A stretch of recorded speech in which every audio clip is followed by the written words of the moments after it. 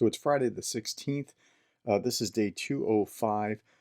I was very happy over the last few days watching the counteroffensive and all the ground taking. But today we'll be talking about torture. We'll be talking about terrorism. We'll be talking about war crimes, mass graves that are it's potentially worse than Bucha. So, okay, I want to start on a different note before we get to that, and we're going to get to that, I promise. But I was just watching this yesterday. This is David Petraeus, the former general over Afghanistan. This is going to be a terrible, painful retreat for them. Yeah, and again, the outcome just is, I don't think, in doubt anymore. Ukraine will prevail unless there's some unforeseen development. And as long as we continue to provide the weapons, and of course, you noted the latest announcement about that, I'm confident we will continue to do everything that they need to help them build on the momentum that they have now achieved and carry this all the way through to victory, frankly. Okay, so that's David Petraeus saying, and I came to the same conclusion with the counteroffensive that the, the Ukrainians will win. There's very little doubt in my mind, barring some unforeseen circumstance. Now, it's going to be painful along the way, and it's not going to be quick. It won't be over in a matter of days. It's going to be a long, hard slog, but Ukraine's going to win. Sky News, is Ukraine getting the upper hand in the arms race with Russia?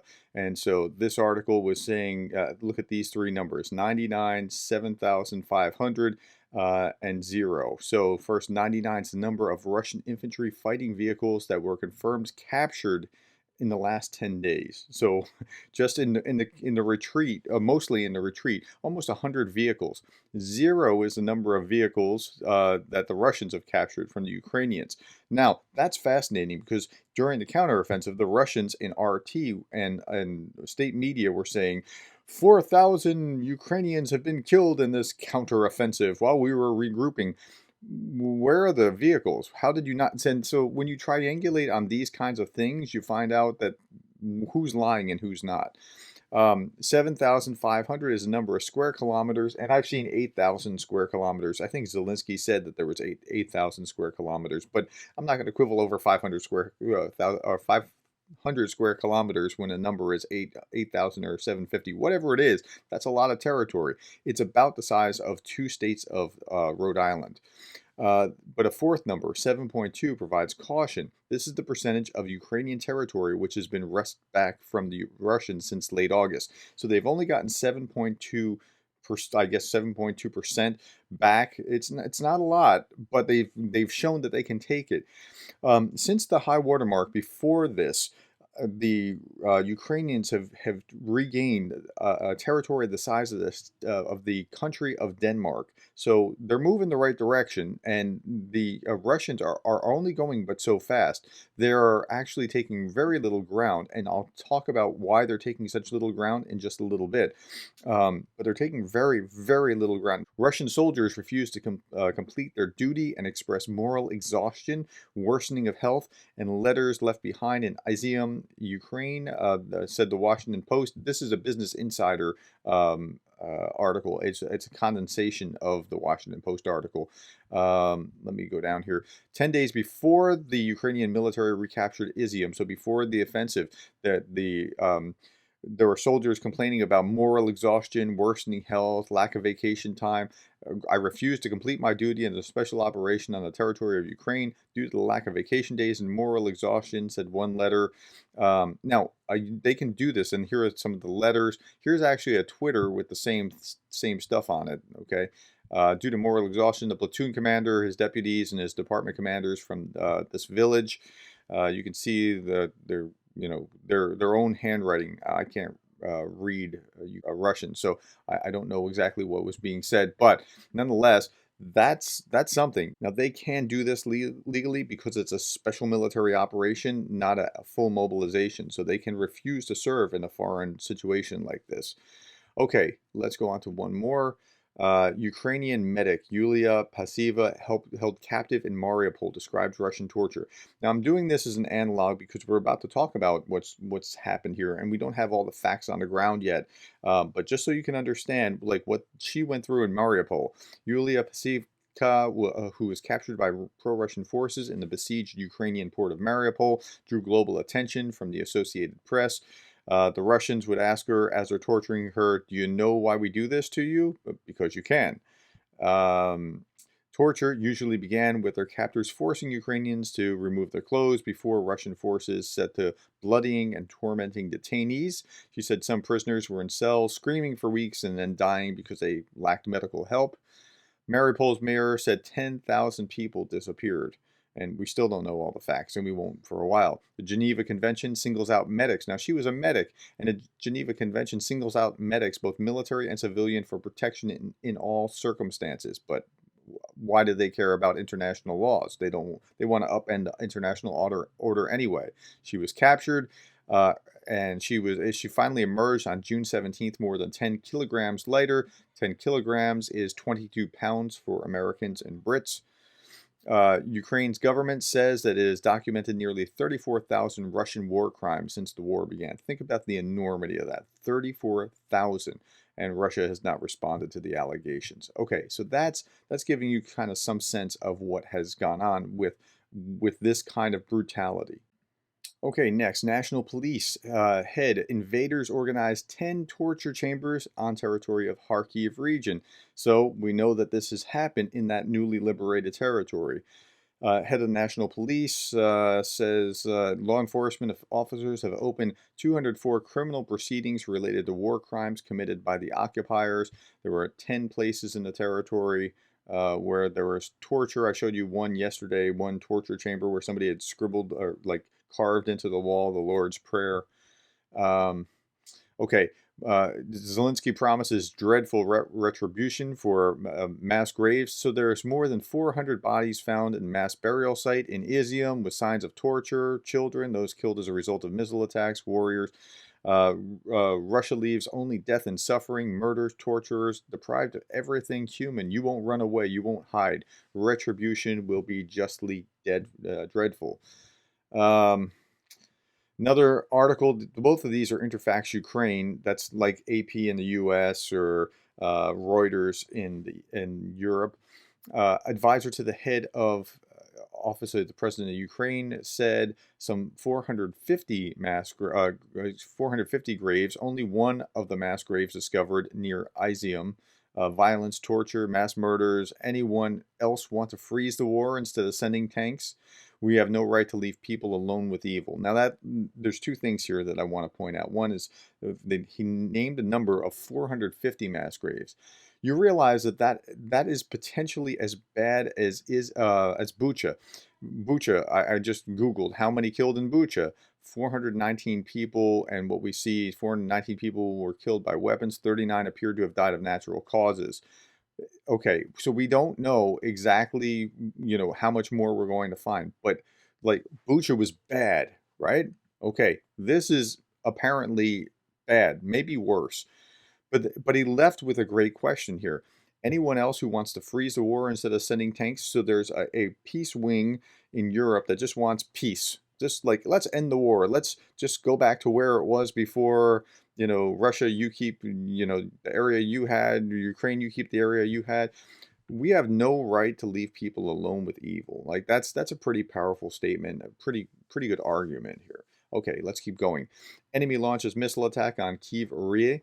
I don't know if I'm pronouncing this Kryvyi Rih. If somebody knows how to pronounce that, can somebody phonetically put that into the comments? Because I don't know. I know that it's Zelensky's hometown, so it's kind of like a slap in the face to him. And what they've done is they've destroyed a dam at the edge of the river that then flooded the town and flooded the lower basin and is creating all kinds of environmental havoc. The Russian occupiers launched this missile on Friday. They did this again on Thursday, and they did it on Wednesday. And so they're just yeah, it's kind of like poking Zelensky in the eye. Zelensky urges all politicians and organizations to recognize Russia as a state sponsor of terrorism. I put this on a discussion board in the Stand with Ukraine forum. Repeat after me: Russia is a terrorist state. They are. I mean, I don't know how you can see anything other than this is what terrorism is. Just because it's state sponsored doesn't mean that it's not terrorism. You've seen Bucha, Mariupol, now Izium. How much longer can this go on? How many more places like this must Russian terrorists create before the world stops them? That's right. and acknowledges that they're a terrorist state. The U.S. Senate voted like 97-0. Like Rand Paul and I'm trying to remember what's his name from Missouri and one other like just opted to not vote. But 90, I think it was 97-0 to recognize Russia as a terrorist state, and Biden won't do it. Now he knows that he's going to be burning a huge bridge with Russia, but the truth is the truth. That's what this is. No other terrorist forces leaves behind so many deaths. This must be recognized legally. We must act. If there is no such recognition of Russia as a state sponsor of terrorism, it will be a betrayal of everyone who is killed by Russian forces, who is tortured, who is buried in numerous mass graves. I mean, it's a powerful argument. The UN will be sending a mission of the Human Rights Monitoring Agency to Izium soon, and the war crimes investigation may follow, depending on what they find. Okay, let's shift gears. South China Morning Post. Chinese President Xi seeks to open doors in Central Asia. Now, this was really interesting because Putin met with Xi last week, and all he got was like, "We're ready to take our place on the world stage, and we're ready to work with you on core issues." But that was it. Like there was like if Xi had promised like we're backing you, we're all behind you, or we're going to supply you with everything that you need, or any kind of promise like that, it would have been all over RT and TASS and Pravda and whatever else. Nothing. It's like crickets. I mean, what they've said was, and they stand together, but that's it. They didn't have anything. But if they had any substance, they would have said it. Okay. Although Xi also met Vladimir Putin, analysts say that Ukraine war has inevitably weakened Russia's influence, leaving a vacuum for Beijing to fill. And this is a South China Morning Post. That's exactly what's going on, and Xi knows it. And China is going to become the big brother of that relationship. Xi and Putin vow mutual support, but military backing unlikely. Again, in the South China Morning Post, the powers insist that their partnership is not an alliance, suggesting their collaboration will stay short of joint military operations. Yeah, Putin has really gone down. What was the language here? Weakened Russian influence, and that's exactly what's happened. And the longer this goes on, the more Russia will be weakened in its influence. Okay, Pravda. Putin answers questions about special operation in Ukraine. And here's some fun answers with Putin. We see attempts to cause damage to our civilian infrastructure. We do not respond with restraint, or we respond with restraint, but only for the time being. Huh? Restraint. You're butchering civilians. You're striking missiles at civilian targets with impunity. Where's the restraint? Speaking about the possible negotiations with Ukraine, Putin said the first condition is that they need to agree. They don't want to. Mr. Zelensky announced that he was not ready, that he did not want to talk with Russia. Well, if you're not ready, don't. Okay, the reason that he is not ready is because your parchments mean nothing. You create an agreement like the Budapest Memorandum and then you violate it. So why would it matter to have an agreement? You have to end this by force of arms because you chose force of arms to start it. Okay, the plan of the special operation is not subject to adjustment. The General Staff makes operational decisions in the course of the operation, considers something the key, the main goal, and the main goal is the liberation of the entire territory of Donbass. Well, at least he's finally articulated what it is, because for a long time he wouldn't, it was kind of sketchy, but I don't think he's even going to get this now because he's going to back up and try to preserve it, and there's going to be a long, hard slog as he tries to preserve the Donbass, but that's not going to work at this point. Okay, so that's this article, and then we're going to talk about Putin again. Putin tells Modi that he wants to end Ukrainian conflict ASAP. Now, what he means by end it is that he gets to keep a big swath of Ukrainian territory and go home, but that's not going to happen.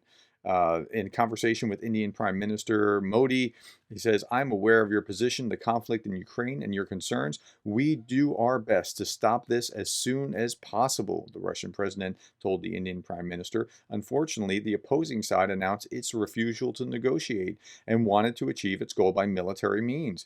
Shame on those Ukrainians. What are they thinking? They're just so bad. Okay, well, that's kind of the way that he's projecting it. And that's the way that Russians are going to be hearing this, is that, those Ukrainians, they just want to fight. TASS. My sister asked me yesterday, and oh, by the way, if if you're free on Friday at 1 p.m. Eastern Time, U.S. Next Friday, again, we're going to be hosting a live chat, and so in the live chat, my sister asked, "Well, what about TASS?" TASS is a little less nutty than RT. It's still Russian propaganda. It still shows the same kind of stuff. I just find more fun with RT with, I mean, like, really, you said that. And it's the same stuff. But okay, so here, Russian President Vladimir Putin has said that in conducting the special military operation, Ukraine, Russia is in no hurry, right? We're just taking our time. Okay. Despite the Ukrainian army's attempt to counterattack, our offensive operations in Donbass itself do not stop. They're going on. Now, what's fascinating about this is the Institute for the Study of War says the reason for this, and the Institute for a Study of War is a think tank in Washington, really profound insight into what's going on. I would look them up. It's understandingwar.org. And the reason is they're so slow because they were like taking ground like huge swaths there for a lot of time while they were around Severodonetsk and Lysychansk. And then after that, they're like taking a meter a week. And the reason they're taking so little is because they had to fortify in the southern offensive, and their lines were just spread so thin, so they had a hard time actually taking any ground. But Putin says, well, we're just taking our time. They're not just taking their time. This is all they can do. If they could go faster, they would. They're moving at a slow pace, but systematically and gradually, the Russian army is taking over ever more territories step by step, Putin said. Let me draw your attention to this. We are not fighting with our whole army. We are fighting there with only part of it.